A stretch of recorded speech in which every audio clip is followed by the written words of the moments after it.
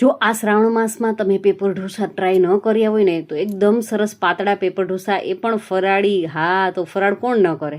તેમના માટે 1 bowl સાંબો, 1 bowl રાજગરો અને સાથે અડધું બાઉલ સાબુદાણા લેશું. સારી રીતે ધોઈ એમને 5 થી 6 કલાક વધીને પલાળવાના છે. પલળી જાય ત્યારબાદ એમાંથી રહેલું પાણી દૂર કરી અને એમને સારી રીતે પીસી લેશું. જરૂરિયાત લાગે તો 1-2 ચમચી પાણી ઉમેરવાનું છે. હવે એમને એક બાઉલમાં કાઢી લેશું. એમની અંદર સ્વાદ અનુસાર નિમક, થોડી ખાંડ અને ચપટી ખાવાના સોડા નાખી દેશું. એકદમ સારી રીતે હલાવીશું. 2 થી 3 મિનિટની મહેનત કરશો ને એટલે એકદમ એમની અંદર જો જાડી પડે ને એવું બેટર તૈયાર થઈ જશે. પરફેક્ટ છે.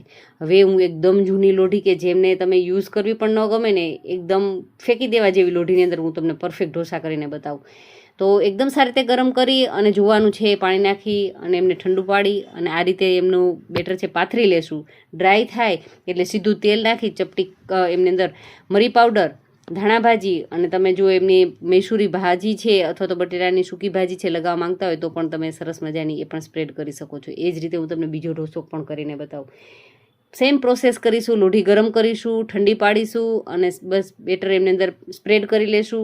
સ્પ્રેડ કરી તેલ છે એમની ઉપરથી ડ્રાય થાય ત્યારબાદ જ એડ કરવાનું છે. ઉપરથી મરી પાવડર, ધાણા ભાજી સ્પ્રિંકલ કરીશું અને ગેસની ફ્લેમ લો કરી અને લો ફ્લેમ ઉપર એમને સારી રીતે તમે થવા દેશો ને ગોલ્ડન, એટલે એકદમ ક્રિસ્પી ઢોસા થશે અને સરસ મજાના પાપડ જેટલા જ એ તૈયાર થશે પાતળા.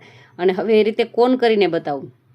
સેમ પ્રોસેસથી કરશું. લોઢી ગરમ કરી ઠંડી કરી બેટર પાથરશું, તેલથી ગ્રીસ કરીશું અને જો વધારાનું આ રીતે બેટર છે તમે તવીથાને પાણીવાળું કરીને કરશો ને એટલે વધારાનું બેટર પણ નીકળી જશે અને સરસ મજાના ક્રિસ્પી એવા ઢોસા તૈયાર થશે. વચ્ચેથી કટ લગાવીને આ રીતે કોન બનાવી શકશો. તો છે ને બનાવવા એકદમ આસાન. તો ફૂલ વિડીયો વોચ કરી ડિટેલમાં માહિતી ચોક્કસથી મેળવી લેજો. Thank you for watching this videos.